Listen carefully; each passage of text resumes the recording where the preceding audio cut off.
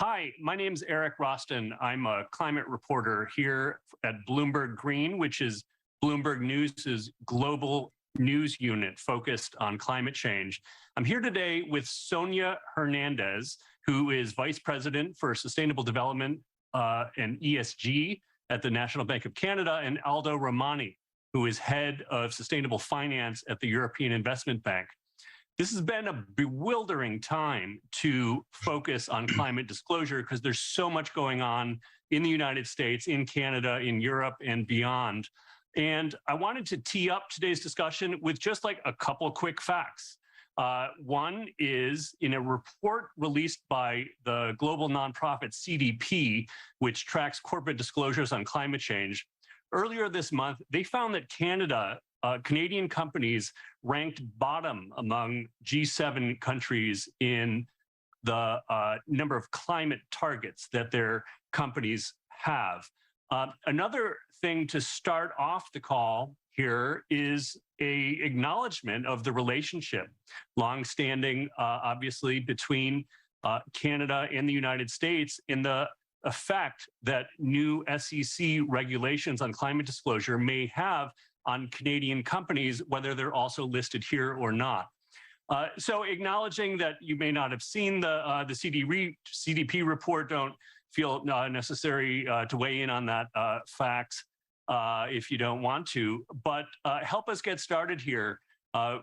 Aldo or Sonia, whoever wants to start first on unpacking this web of disclosure developments.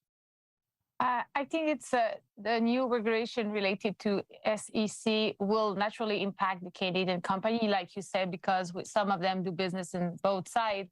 But also it's a positive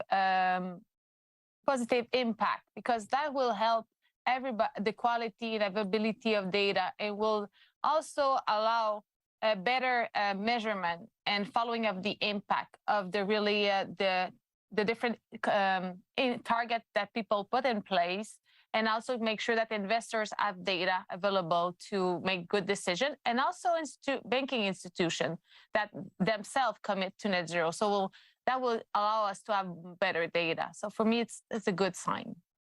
When regulation will come, that will bring standardization also. So that's also is a good, I think, a good thing. Aldo, what do you? Sorry, go ahead. I interrupted. I'm sorry. I just wanted to complement what has just been said, because I can only subscribe to this view. And in my own experience, let's say on the other side of the Atlantic, it is the market itself that has been striving for more clarity in sustainability. This has been a handicap for markets to work efficiency at the service of sustainability.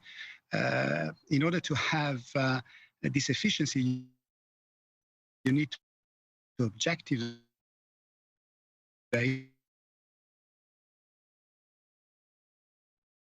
you need to compare, and this objectivation only up Deus ex machina in a way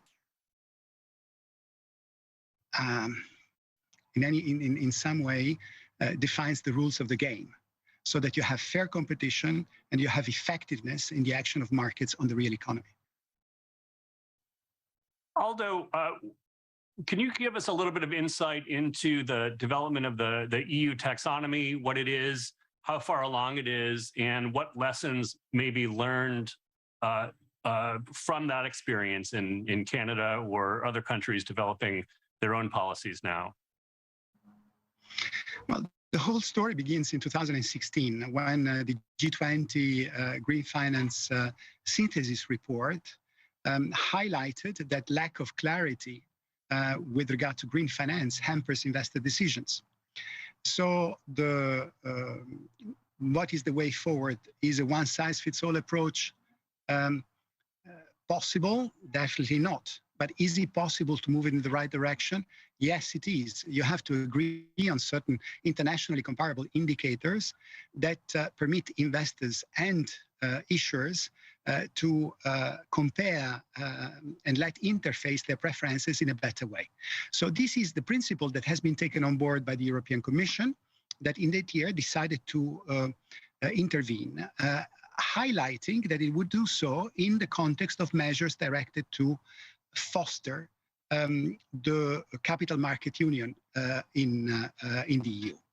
What does this mean? In Europe, we have an institutional system that clearly states that sustainable development is a goal of the European integration. But the instrument to be used for that purpose is the market. And of course, capital markets are a very useful and very important pillar of that. Now, how do you want to have a market, an internal market that works properly, if everybody in each national jurisdiction defines by himself what is green and what is not? And also, how do you want to have investors influence the real economy if you do not have a uniform use of definitions along the investment chain? So this generated a series of workshops, of working groups that have tried to develop, let's say, common criteria for the definition of what it means to be an economic, a sustainable economic activity. There are certain core ideas in particular. It is not important what the financial product is like. It is important how the funds are used. Second point, you have to focus only on the essentials, because otherwise, without simplification, the market will not be able to digest. You have to use if I can, criteria. Sorry. And criteria that are easy to verify. I don't want to be too long, but definitely there have been important, let's say, advancements in this field. And in January this year, the first taxonomy for climate change mitigation and adaptation has entered into force. Quick follow-up there, if I may, about the conversations that have been going on in Europe over the inclusion of natural gas and nuclear power as green investments, and whether you have an opinion about that or you don't, that's not surprising if you don't want to speak about that on the air. But I am interested in that example as a case study of what you just said. Like, you got to keep it simple. You don't want to get too detailed. Is that an instance of things we want to avoid, having an overly prescriptive disclosure or guidance system? And Sonia, if you have thoughts on that, I welcome your thoughts as well. Aldo, go. No, please go ahead. I have spoken already. Okay, I just want to mention that I know that UN taxonomy is, and we're looking for where we'll work on one in Canada. But my point is, naturally, putting in place, including nuclear, including natural gas, I think the taxonomy will need to be evolutive also with the advance and the knowledge that we'll have going forward. So I think the taxonomy is not necessarily prescriptive to be really strict and defined. I think it will evaluate. So I think also that we need to, like Aldo said, we need to use it for guidance and make sure that when we invest, we're going in the right path, the right way, and we'll be able to see real impact on this. But I think it's important that we see it as a guidelines that we need to follow in a way. Well, the issue of gas and nuclear is beyond my remit. So, as you know, this is a subject of great political sensitivity, and we have processes, democratic processes in place that lead to certain results. But what I would like to highlight is that what is relevant is the fact that a platform of reference criteria, as Sonia was just saying, is put in place so that investors can make their own decisions. This is not, an obligation to finance with a certain type of products certain areas of the economy. It is just the possibility to do so under certain conditions with regard to the, transparency and accountability with which you put forward those activities. Investors will be asking, and issuers will be deciding as to whether they want to cover with those products, those areas or not. Eventually, it is the market that will synthesize information and make clear whether the majority of investors or special constituencies will want to have and consider that as green in their investment guidelines. Another important point is that so far the taxonomy has focused on what contributes substantially to a certain policy objective. There has been a report, for example, however, in March that has highlighted that this is just the first step. it is important also to extend the set of definitions to what does not substantially contribute, but, for example, does not cause substantial harm to a certain objective. So there is a series of activities, that do not contribute substantially to a certain objective, but at the same time also do not harm that objective in a material manner. So the process is only, still in the evolving phase and will provide investors with a proper set of instruments to make their own decisions efficiently. I guess for many years, there's been a real chicken and egg question between what investors need and what governments can or want to ask of the private sector. Should we be having this conversation now? Should we have had it 5 years ago? Should we be having it 5 years from now? Just going back to the nuclear and natural gas question. Maybe we're too early, or are we too late? I think that's the question. Is where are we in the maturity of these disclosure systems now that governments are finally maybe mandating some of them? I think we need to see it like a transition also. The fact that maybe we're not too early, we need to transition toward a green economy. So sometimes we'll need to make an in-between. It's not the perfect, but we need to transition towards that in the harmonized way also, taking social in consideration also. So I think in regulation, they will guide us and help us. I think we'll need to have this discussion now to help and give tools to investors to know what they want to invest and give them also certain measurement that they will be able to use. But I see the importance that in the vision we have on this is to see it like a transition path and not necessarily on the end path, because coming biodiversity, other subject will come and we'll need to measure also. So it will be globally, we'll need. So it's, for me, it's a start. Mm-hmm. We're not at the end yet. I'm sorry, Aldo, just hop in, sorry. No, I absolutely agree with this. I think it would have, of course, been even nicer if these discussions had started long ago. But there are certain natural secular trends in the market that need to be taken into consideration. If I look at the experience of green bonds, for example, the original idea when we inaugurated the market in 2007 was simply to put in place an infrastructure that would permit investors to actually monitor the flow of disbursements when our targets were set in terms of just signatures of envelopes put at the disposal of the economy. But then it was investors in 2014, when the Green Bond Principles were created, that started to ask for impact. And it is that request that has led then to, first of all, attempts to standardize reportings that were not standardized, and then to come to the core questions that pertain indeed to what is green and how you measure it. So it is difficult in a market-driven economy to just steer things. In this context, also governments are just a constituency like all others. They are now supposed to provide signals, but then it is up to the constituencies to decide how to follow those signals. And I would like to highlight that the approach that has been taken so far in Europe, for example, is for a voluntary, indeed, for example, alignment with the upcoming EU GBS, EU Green Bond Standard, for example. So a lot is still in the hands of the market. I wonder, maybe we should drill down a little bit. The name of the panel here draws attention to the SEC movement, which is focused on climate disclosures. And I wonder if either of you had thoughts, again, on the maturity of the systems of climate disclosure in particular, whether it's the scopes or the reliance on TCFD, Task Force on Climate-Related Financial Disclosures, or any other element of specifically the emissions conundrum.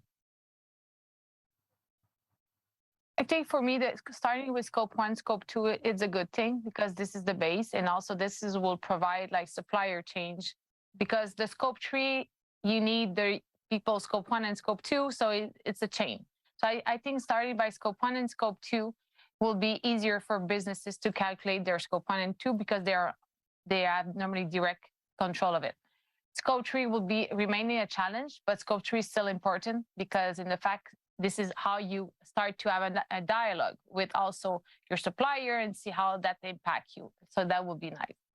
And also, I think that the fact that it's linked to TCFD, the structure they ask, that will help also because a lot of companies already disclose TCFD, the way they govern. So I think that is a continuous work that they are doing. And governance, for me, is the key also on all this, because it's something to disclose a number, like make sure that the number is right, you have the proper governance, they have an accountability to take care of the climate risks. It's really important in the organization. And also for the investor, I think this is a part of that they're looking for. So in my direct experience as a sustainability funding specialist that has followed the development of the market, there has been already important progress with the establishment of taxonomy regulation, for example, in Europe, because the principles, the logic, the structure of the approach have been clearly delineated. And certain proposals were made even before the final version of the classification in the This permitted an institution like ours that is explicitly at the service of the objectives of the European Union to start collecting and structuring the information according to the new reference, to compare what we do and how we allocate with the criteria that were originally proposed by some working groups, and then in the course of time to incrementally align our allocations, the criteria for allocations, with what had been proposed, and now this year for the first time to bring everything in line. This is our objective with the criteria for substantial contribution that have been put in place by the Delegated Act at the beginning of the year. So definitely it is a process where this guide, as Sonia was saying before, this guidance is extremely important in taking action now and not waiting for a formal, final, fully fledged system to be in place. This is an enormous improvement, and I think will facilitate and create positive snowball effects, knock-on effects in this area. Ultimately, the reason we're talking about any of this is climate change itself. Obviously, we've seen a 1.2 degrees Celsius rise in global average temperatures since before industrialization, and I wanted to ask about the intersection between the things we're talking about, investment decisions, government guidance for investment decisions. What is the theory of change? How would you describe how these themes we're talking about ultimately will help lead to lower emissions and a safer world?